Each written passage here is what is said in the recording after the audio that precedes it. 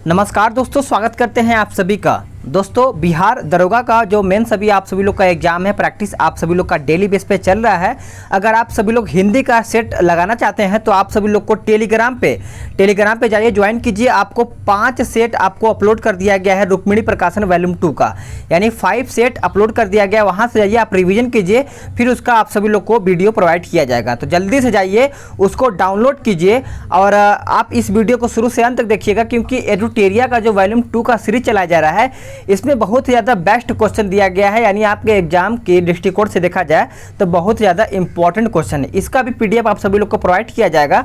आप सभी लोग परेशान न होइए, बस आप सभी लोग वीडियो को शुरू से अंत तक देखा कीजिए और अपना स्कोर बताया कीजिए, क्या आप सभी लोग का स्कोर अभी कितना आ रहा है। तो चलिए सेट को लगाते हैं। कहता है कि हाल ही में प्रकाशित पुस्तक सियासत में सदस्यता के लेखक कौन हैं? तो इसका आंसर क्या हो जाएगा? तो सी हो जाएगा, विजय कुमार चौधरी हो जाएगा। याद रखिएगा, आंसर आपका सी राइट आंसर हो जाएगा। आंसर आपका सी हो जाएगा। देखिए, इस पुस्तक का विमोचन मुख्यमंत्री बिहार के नीतीश कुमार ने किया था, आप इसको याद रखिएगा। क्वेश्चन नंबर 2, निम्नलिखित युग्मों में कौन सुमेलित नहीं है? तो आंसर आपका हो जाएगा ऑप्शन बी, कालीबंगा सूनी नदी।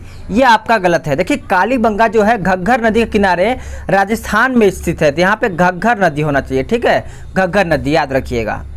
नेक्स्ट क्वेश्चन है, क्वेश्चन नंबर 3 पे आते हैं। किस उपनिषद में सभी आश्रम व्यवस्था का वर्णन किया गया है? तो आंसर आपका डी हो जाएगा, यानी जौलोपनिषद। क्या हो जाएगा? डी आपका करेक्ट आंसर हो जाएगा। देखिए, अगर बात करें जौलोपनिषद में सभी 4 आश्रम व्यवस्था किया गया है। जैसा कि देखा जाए तो ब्रह्मचर्य हो गया, गृहस्थ हो गया, वानप्रस्थ हो गया, उसके बाद संन्यास आपका आश्रम हो जाएगा। ठीक है। क्वेश्चन नंबर 4 कहता है बौद्ध संघ में प्रथम विभाजन हुआ था। बौद्ध संघ में प्रथम विभाजन हुआ था, तो आपका क्वेश्चन नंबर 4 का आंसर क्या हो जाएगा? क्वेश्चन नंबर 4 का आंसर आपका बी हो जाएगा, वैशाली में। याद रखिएगा कि बौद्ध संघ का प्रथम विभाजन स्थावीर व महासंघी वैशाली में काला शोक के समय द्वितीय बौद्ध संगति में किया गया था। क्वेश्चन नंबर 5, महाराजा रंजीत सिंह के उत्तराधिकारी कौन बन गए थे? चलिए आंसर करिएगा। क्वेश्चन नंबर 5 का उत्तर क्या हो जाएगा? ऑप्शन ए हो जाएगा, खड़क सिंह। देखिए, क्वेश्चन नंबर 5 का उत्तर आपका खड़क सिंह हो जाएगा। 1839 में रंजीत सिंह की मृत्यु के बाद खड़क सिंह को उत्तराधिकारी चुना गया था। क्वेश्चन नंबर 6, ऐहोल अभिलेख का संबंध किस शासक से है? ऐहोल अभिलेख। तो क्वेश्चन नंबर 6 का उत्तर आपका सी हो जाएगा, पुलकेशिन द्वितीय हो जाएगा, यानी आंसर आपका सी आंसर हो जाएगा। किताब उल यामिनी किसकी रचना है? किताब उल यामिनी किसकी रचना है? तो याद रखिएगा, आपका उत्बी हो जाएगा। क्या हो जाएगा? उत्बी। नेक्स्ट क्वेश्चन पे आते हैं कि बल्भाचार्य प्रवर्तक थे किसके? बल्भाचार्य किसके प्रवर्तक थे? तो आंसर याद रखिएगा, आंसर आपका डी हो जाएगा, यानी शुद्धद्वैतवाद आपका आंसर यहाँ पे हो जाएगा। क्वेश्चन नंबर 9 कहता है कि सूची 1 और सूची 2 को सुमेलित करके बताना है। चलिए देखते हैं। तो आंसर आपका क्या हो जाएगा? सी हो जाएगा, यानी बगलीहार आपका कहाँ पे चला जाएगा? चिनाब में चला जाएगा। उकाई आपका ताप्ती चला जाएगा, यानी ऑप्शन ए में। और बात करें तुलबुल परियोजना, ये तो सभी को पता ही होगा, झेलम। और जायकवाड़ी, तो ये तो आपका चिनाब। ठीक है, तो इस तरीके से आंसर आपका आपका डी का यहाँ पे चला जाए, गोदावरी में। ठीक है। नेक्स्ट क्वेश्चन है क्वेश्चन नंबर 10, कहता है हेक्टर मुनरो संबंधित था किससे? चलिए आंसर करिएगा। हेक्टर मुनरो के बारे में पूछा गया है, तो ये तो सभी को पता ही होगा, बक्सर युद्ध से। देखिए, बक्सर युद्ध में अंग्रेजों के सेनापति के रूप में हेक्टर मुनरो ने नेतृत्व किया था। याद रखिएगा। नाट्य शास्त्र किसकी रचना है? नाट्य शास्त्र किसकी रचना है? तो यह है भरत मुनि का। किसका है? भरत मुनि का। याद रखिएगा। क्वेश्चन नंबर 12, आनंद मोहन द्वारा स्थापित संस्था कौन सी है? आनंद मोहन द्वारा स्थापित संस्था देखा जाए तो आपका इंडियन एसोसिएशन हो जाएगा, यानी आनंद मोहन बोस एवं सुरेंद्रनाथ बनर्जी द्वारा इंडियन एसोसिएशन की स्थापना की थी। बॉम्बे एसोसिएशन जगन्नाथ शंकर सेठ के द्वारा स्थापित किया गया था। याद रखिएगा, अगर बॉम्बे एसोसिएशन पूछा जाए तो आप मारिएगा जगन्नाथ शंकर सेठ। नेक्स्ट क्वेश्चन है कि भारत सरकार ने भारतीय खेल प्राधिकरण यानी SAI की स्थापना किस वर्ष में की गई थी? तो ये किया गया था 1984 में, याद रखिएगा। किस वर्ष से भारतीय नोटों पर महात्मा गांधी का चित्र अंकित किया जाने लगा? ये इंपॉर्टेंट क्वेश्चन है, याद रखिएगा। तो याद रखिएगा आंसर आपका 1996 हो जाएगा, यानी डी आपका करेक्ट आंसर हो जाएगा। देखिए उस टाइम कौन कौन से नोट पे महात्मा गांधी जी का फोटो था? 5 का नोट था, 10 का था, 20 का, 100, 500 और 1000 का था, याद रखिएगा। अभी तो सभी पे है, ठीक है, 2000 पे भी है। मुगल शासक अकबर ने किस सिख गुरु से गोइंदवाल जाकर भेंट की और उनकी पुत्री बीबी भानी को कुछ ज़मीन दी थी? ये तो सभी को क्लियर ही होगा, आपका हो जाएगा गुरु अमरदास। क्या हो जाएगा? देखिए ये गुरु अमरदास कौन थे? तो सिख के तीसरे गुरु, मुगल शासक के अकबर के गोइंदवाल जाकर भेंट किया था, यानी गुरु जो अमरदास थे ये सिख के तीसरे गुरु थे, आप इनको याद रखिएगा। भारत में नाबार्ड पुनर्वित्त प्रदान नहीं करता है, किस बैंक के?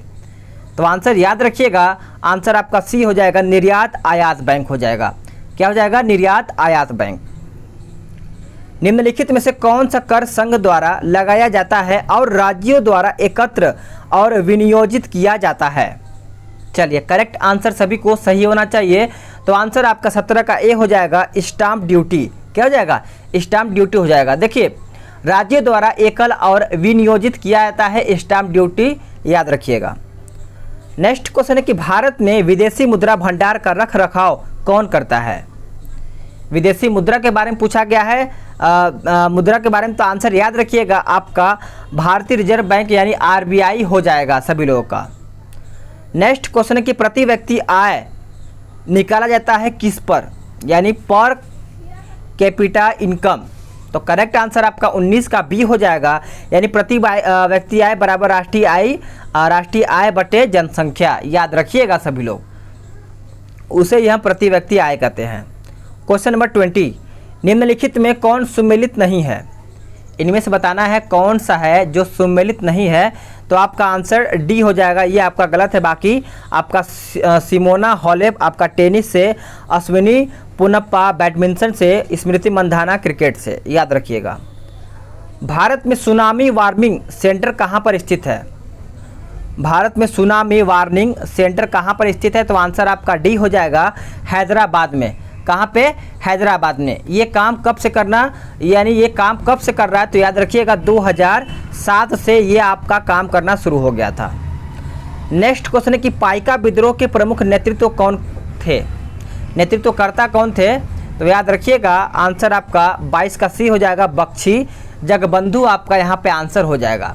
देखिए पाइका विद्रोह बख्शी जगबंधु द्वारा 1817 में, याद रखिएगा 1817 में शुरू किया गया था, लेकिन अंग्रेजों ने निर्दयल पूर्वक इसे आंदोलन को दबा दिया था। नेक्स्ट क्वेश्चन है कि पूर्वी तटीय मैदान का एक अन्य नाम कौन सा है? पूर्वी तटीय नाम के बारे में पूछा गया है। तो आंसर याद रखिएगा कोरोमंडल तटीय मैदान हो जाएगा, यानी बी आपका राइट आंसर हो जाएगा।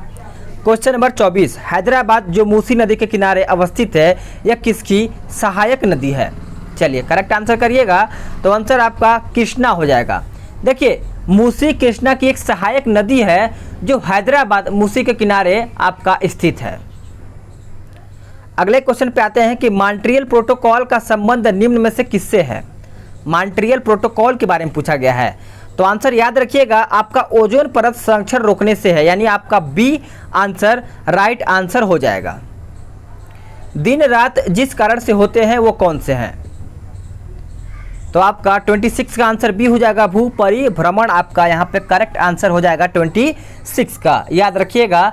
देखिए यह परिभ्रमण कहलाता है, इसी भू परिभ्रमण के कारण दिन और रात होते हैं।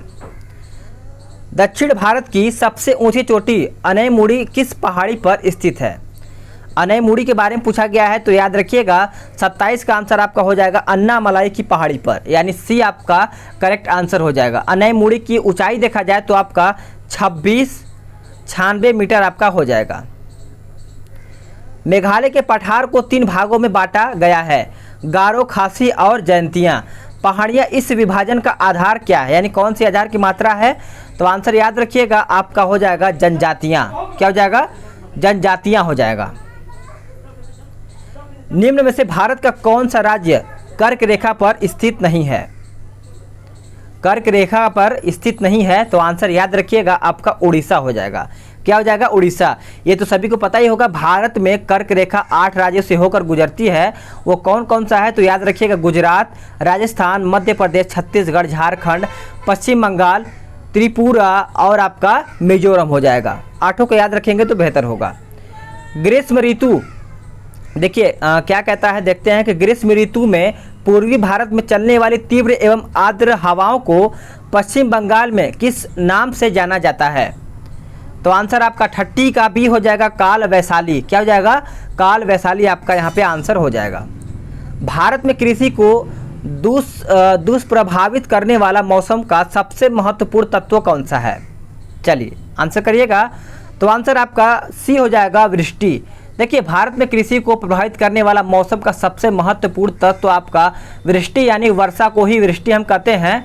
और भारतीय कृषि में वर्षा के महत्व के कारण ही इसे मानसून का जुआ कहा जाता है, याद रखिएगा। अगला है, केरल से लगे तटीय भाग को किस नाम से जाना जाता है? तो आंसर आपका बी हो जाएगा, मालाबार तट। देखिए अगर बात करें गुजरात से गोवा तक का तट तो आपका कोंकण तट हो जाएगा। अगर बात करें गोवा से बेंगलुरु का तट तो याद रखिएगा आपका क्या हो जाएगा? केनरा तट हो जाएगा। क्या हो जाएगा? केनरा तट। नेक्स्ट क्वेश्चन है कि बादामी क्रांति का संबंध किससे यानी किसके उत्पादन में वृद्धि से है? तो आंसर आपका क्या हो जाएगा? 33 का आंसर करिएगा। बादामी का संबंध देखा जाए तो आपका मसाला से उत्पादन होता है, यानी आपका डी उत्तर राइट आंसर हो जाएगा। चलिए नेक्स्ट है, 2011 की जनगणना रिपोर्ट के अनुसार भारत का सर्वाधिक जनसंख्या घनत्व वाला राज्य कौन सा है? तो करेक्ट आंसर देखा जाए तो आपका ऑप्शन ए हो जाएगा, बिहार। अगर बिहार में देखा जाए तो आपका 1106 हो जाएगा। अगर आपका पश्चिम बंगाल में देखा जाए तो आपका 1028 हो जाएगा। अगर आपका केरल में देखा जाए तो 806 हो जाएगा। अगर बात करें उत्तर प्रदेश का तो आपका 829 हो जाएगा। चारों राज्यों का अगर आपको याद होगा तो आपको आंसर करने में बेहतर होगा। अंडमान निकोबार द्वीप समूह में किस प्रकार के वन पाए जाते हैं? चलिए आंसर करिएगा। तो आंसर आपका बी हो जाएगा, सदाबहार वन पाए जाते हैं, याद रखिएगा। निम्न में से कौन सा सही सुमेलित नहीं है? इनमें से बताना है कौन है जो सही सुमेलित नहीं है। तो आपका हो जाएगा हाइजेनबर्ग हो जाएगा। क्या हो जाएगा? आपका यहाँ पे हाइजेनबर्ग हो जाएगा। ये आपका हाइजेनबर्ग देखा जाए तो अनिश्चितता का सिद्धांत होता है, अपवर्जन का नियम नहीं, अनिश्चितता का सिद्धांत हो जाएगा। क्वेश्चन नंबर 37 कहता है कि निम्न में से कौन सा कथन सही है? इसमें से बताना है कौन सा कथन है जो सही है। तो देखिए इसमें से आपका डी हो जाएगा, यानी उपयुक्त में से कोई भी नहीं। यानी देखा जाए तो आपका फ्यूज को सदैव परिपथ में समांतर क्रम में जोड़ा जाता है। और नंबर 2 देखा जाए, विद्युत फ्यूज सामान्यतः तांबा तथा टीन के मिश्र धातु का बना होता है। आप इसको याद रखिएगा। नेक्स्ट क्वेश्चन है कि केंद्रीय वन अनुसंधान संस्थान निम्न में से किस स्थान पर स्थित है? तो करेक्ट आंसर आप 38 का सी हो जाएगा, देहरादून। याद रखिएगा। अगर केंद्रीय देखा जाए केंद्रीय वनस्पति अनुसंधान तो ये आपका याद रखिएगा लखनऊ मारिएगा, ठीक है। केंद्रीय वनस्पति अनुसंधान पूछा जाए तो लखनऊ, अगर केंद्रीय वन अनुसंधान पूछा जाए तो देहरादून। नेक्स्ट क्वेश्चन है कि निम्न में से कौन हिंद महासागर की गर्म एवं स्थायी जलधारा है? तो आंसर आपका डी हो जाएगा, मोजाम्बिक की जलधारा। क्वेश्चन नंबर 40 कहता है ग्लोबल वार्मिंग हेतु निम्न में से कौन सा एक महत्वपूर्ण जिम्मेवार कारक है? चलिए आंसर करिएगा। तो आंसर आपका 40 का डी हो जाएगा, धान की फसल। क्या हो जाएगा? धान की फसल। देखिए धान की फसल लगी खेत में मीथेन गैस की यानी मीथेन गैस निकलती है जो ग्लोबल वार्मिंग हेतु जिम्मेदार होता है। दक्षिण आल्प्स पर्वत किस देश में स्थित है? तो करेक्ट आंसर आपका बी हो जाएगा, न्यूजीलैंड। क्या हो जाएगा? न्यूजीलैंड आपका यहाँ पे आंसर हो जाएगा। बिहार में कौन सी नदी गंगा में दक्षिण दिशा में नहीं मिलती है? तो करेक्ट आंसर आपका 42 का डी हो जाएगा, यानी महानंदा आपका यहाँ पे आंसर हो जाएगा। मैदान एवं पर्वत तल के बीच उठे समतल भूभाग को किस नाम से हम जानते हैं इसको?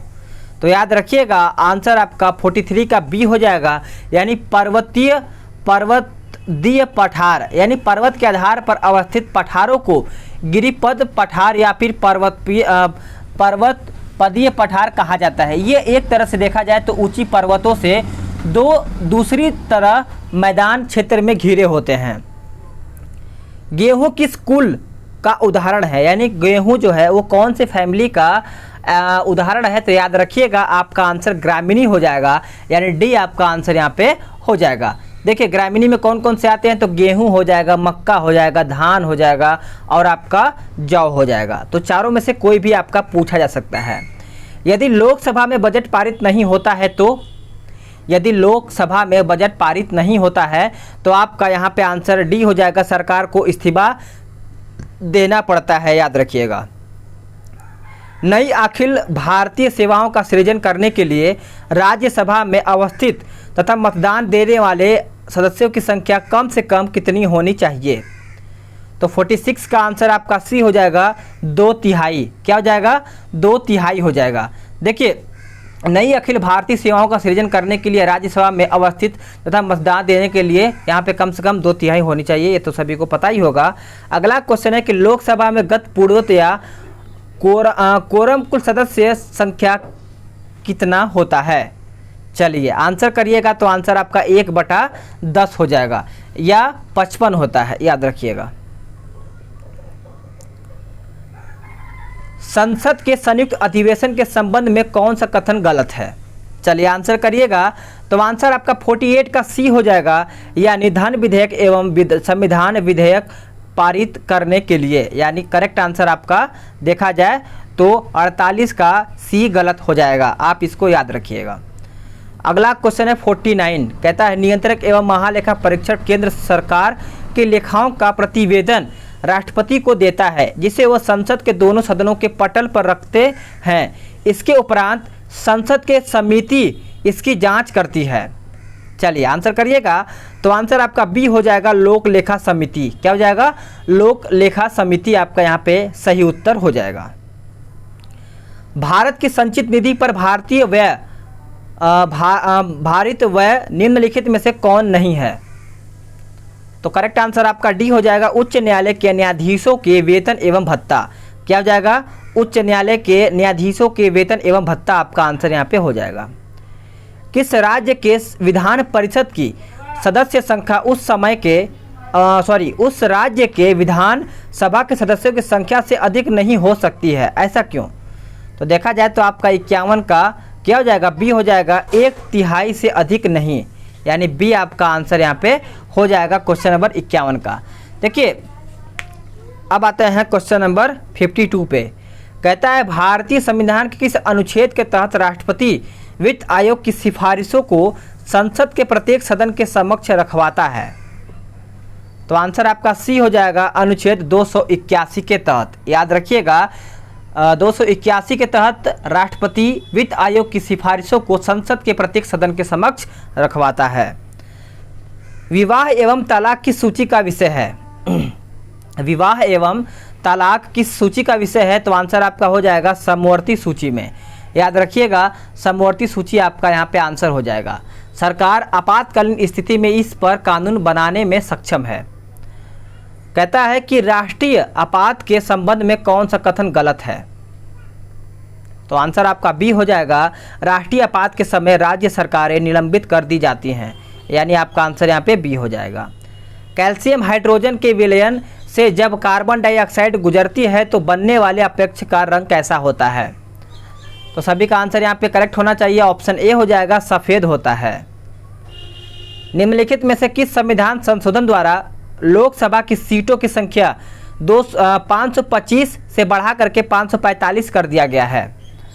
तो आंसर क्या होगा? बी हो जाएगा, यानी 31वां संविधान संशोधन के द्वारा। याद रखिएगा। किस अनुच्छेद के तहत राज्य पोषाहार स्तर और जीवन स्तर को ऊंचा करने का प्रयास करेगा? चलिए आंसर करिएगा, तो 57 का आंसर आपका बी हो जाएगा, अनुच्छेद 47 हो जाएगा सभी लोगों का। यानी देखा जाए तो आपका पोषण एवं जीवन स्तर को ऊंचा करने के लिए लोक स्वास्थ्य के सुधार को अपने प्रारंभिक कर्तव्यों में मानेगा और स्वास्थ्य के लिए हानिकारक औषधि के उपयोग करेगा। ए बी का रक्त समूह में क्या नहीं रहते हैं या फिर क्या रहते हैं? तो आंसर आपका बी हो जाएगा, एंटीबॉडी नहीं रहते हैं। प्रिज्म से गुजरने पर सूर्य के प्रकाश की किरणें विभिन्न रंगों में बट जाती है, ऐसा क्यों? ऐसा क्यों होता है? तो याद रखिएगा आपका प्रिज्म की दोनों सतहों पर किरणों का विचलन होता है, यानी 59 का आंसर आपका बी हो जाएगा, याद रखिएगा सभी लोग। कहता है उत्प्लावन बल निर्भर करता है किस पर? उत्प्लावन बल जो है किस पर निर्भर करता है? तो वो आपका विस्थापित द्रव्य के घनत्व पर निर्भर करता है, यानी आपका आंसर बी सही आंसर हो जाएगा। निम्नलिखित में से किस चुंबकीय पदार्थ को चुंबकीय क्षेत्र में रखे जाने पर क्षेत्र की विपरीत दिशा में चुंबकीय हो जाते हैं? तो 61 का आंसर देखा जाए तो आपका प्रति चुंबकीय पदार्थ हो जाएगा, यानी देखा जाए तो जैसे में आपका सोना, चांदी, हीरा, तांबा, जस्ता आपका यहाँ पे हो जाएगा। निम्नलिखित में से कौन सा तत्व सभी अम्लों में निश्चित रूप से उपस्थित होता है? तो करेक्ट आंसर आपका डी हो जाएगा, हाइड्रोजन। क्या हो जाएगा? हाइड्रोजन। देखिए इसी कारण माफ़ कीजिएगा, इसी कारण धातु के साथ अभिक्रिया करने पर लगभग सभी अम्ल हाइड्रोजन गैस उत्पन्न करते हैं। किसी पदार्थ का उपचयन होता है यदि उसमें क्या हो? तो याद रखिएगा आपका आंसर ऑक्सीजन की वृद्धि अगर हो जाए तो किसी पदार्थ का उपचयन होता है। चोट लगने पर रक्त स्राव को रोकने एवं रक्त को जमने में कौन सा सहायक होता है? तो करेक्ट आंसर आपका 64 का डी हो जाएगा, थ्रोम्बोसाइट्स हो जाएगा, यानी डी आपका आंसर यहाँ पे हो जाएगा। कहता है केवल कार्बन और हाइड्रोजन वाले कार्बनिक यौगिक निम्नलिखित में से क्या कहलाते हैं? तो आंसर आपका 65 का ऑप्शन ए हो जाएगा, हाइड्रोकार्बन। याद रखिएगा सभी लोग कि केवल कार्बन एवं हाइड्रोजन वाले कार्बन यौगिक हाइड्रोकार्बन कहलाते हैं। हाइड्रोकार्बन में संतृप्त हाइड्रोकार्बन और असंतृप्त हाइड्रोकार्बन जैसे देखा जाए तो एल्कीन और आपका एल्काइन दोनों में ही सम्मिलित होते हैं। नेक्स्ट क्वेश्चन है कि निम्न में से किस एक की समान विमा नहीं होती है? तो करेक्ट आंसर आपका हो जाएगा ऑप्शन बी, घनत्व एवं विशिष्ट घनत्व। क्या हो जाएगा? घनत्व एवं विशिष्ट घनत्व। पित्त लवण निम्न में से कौन सी विटामिनों की आहार नाल द्वारा अवशोषण में मदद करते हैं? तो आंसर आपका डी हो जाएगा, विटामिन ए, डी, ई, के। याद रखिएगा सभी लोग। निम्न में से कौन सा पादप हार्मोन है? चलिए आंसर करिएगा। तो आंसर आपका 68 का सी हो जाएगा, साइटोकाइनिन। क्या हो जाएगा? साइटोकाइनिन आपका यहाँ पे आंसर हो जाएगा। देखिए 5 प्रकार के हार्मोन पाए जाते हैं, जैसा कि देखा जाए तो ऑक्सिन, जिब्रेलिन, साइटोकाइनिन, इथाइलिन और आपका एप्सिसिक हो जाएगा। मोमबत्ती का जलना रासायनिक परिवर्तन और भौतिक परिवर्तन है। इस तरीके से आपका आंसर यहाँ पे सी हो जाएगा। जल का कठोरता के लिए निम्न में से कौन से तत्व उत्तरदायी हैं? तो आंसर आपका बी हो जाएगा, यानी कैल्शियम और मैग्नीशियम। क्या हो जाएगा? कैल्शियम और मैग्नीशियम आपका यहाँ पे आंसर हो जाएगा सभी लोगों का। तो यहाँ पे मैं इसको स्किप करूँगा, यानी मैथ्स और रीजनिंग को स्किप करूँगा, डायरेक्ट मैं जीएस को पढ़ाऊँगा। ठीक है, आपको पीडीएफ मिलेगा, आप परेशान न होइए, बस आप सेट को लगाते रहिए। विलयन यानी विलयन का सबसे प्रमुख गुण कौन सा है? विलयन का तो याद रखिएगा 72 का आंसर आपका ए हो जाएगा, यानी समांग होना। करेक्ट आंसर आपका 72 का क्या हो जाएगा? ए हो जाएगा। निम्न में से यानी निम्नलिखित में से कौन त्रिबंध तत्व है? त्रिबंध तत्व बताना है तो याद रखिएगा आपका आंसर डी हो जाएगा, नाइट्रोजन। क्या हो जाएगा? नाइट्रोजन आपका यहाँ पे आंसर हो जाएगा। कहता है कि लिटमस किससे प्राप्त होता है? लिटमस जो है वो किससे प्राप्त होता है? तो आंसर आप सी याद रखिएगा, शैवाल और लाइकेन से। क्या हो जाएगा? शैवाल और लाइकेन से, जो आपको देखा जाए तो थैलोफाइटा समूह के लाइकेन नामक पौधे से निकाला जाता है। क्वेश्चन नंबर 75, आधुनिक यानी आवर्त सारणी के किस अपवर्ग को हैलोजन वर्ग कहा जाता है? तो सभी को आंसर पता ही होगा, यानी आपका आंसर 75 का क्या हो जाएगा, बी हो जाएगा, याद रखिएगा। नेक्स्ट क्वेश्चन पे आते हैं, क्वेश्चन नंबर 76 पे कहता है कि रासायनिक रूप से इंसुलिन क्या है। रासायनिक रूप से इंसुलिन क्या है, तो आंसर आपका हो जाएगा ऑप्शन बी पेप्टाइड है, यानी बी आपका आंसर यहाँ पे हो जाएगा। नेक्स्ट क्वेश्चन पे आते हैं, चलिए अगला क्वेश्चन पे आते हैं, यानी 96 पे, यानी आपका वहाँ पे जो मैथ्स और रीजनिंग था उसको मैंने स्किप कर दिया है, सिर्फ मैं आपको जीएस देख रहा हूँ, ठीक है। गरीबी उन्मूलन हेतु केंद्र सरकार ने जवाहर रोजगार योजना की शुरुआत कब की थी। तो अगर आंसर देखा जाए 96 का, तो सभी को आंसर पता ही होगा। अगर नहीं पता है तो याद रखिएगा आपका 1989 आपका आंसर यहाँ पे हो जाएगा। ये कांग्रेस सरकार में किया गया था, याद रखिएगा। नेक्स्ट क्वेश्चन पे आते हैं, क्वेश्चन नंबर 97 पे कहता है मुस्लिमों की सामाजिक, आर्थिक एवं शैक्षणिक स्थिति के अध्ययन हेतु केंद्र सरकार ने किस समिति का गठन किया था। तो आंसर आपका 97 का बी हो जाएगा, सच्चर समिति। क्या हो जाएगा, सच्चर समिति, याद रखिएगा। सर्वाधिक सड़क घनत्व निम्न में से किस महाद्वीप में पाया जाता है। तो आंसर आपका 98 का बी हो जाएगा, उत्तर अमेरिका में, याद रखिएगा। उत्तर अमेरिका में सबसे ज़्यादा सड़क घनत्व पाया जाता है। प्रमुख यानी जो प्रमुख वृक्ष है प्रजाति देवदार के वन पाए जाते हैं किस में। तो याद रखिएगा आपका आंसर यहाँ पे बी हो जाएगा, पश्चिमी हिमालय में। क्या हो जाएगा, पश्चिमी हिमालय में आपका यहाँ पे आंसर हो जाएगा।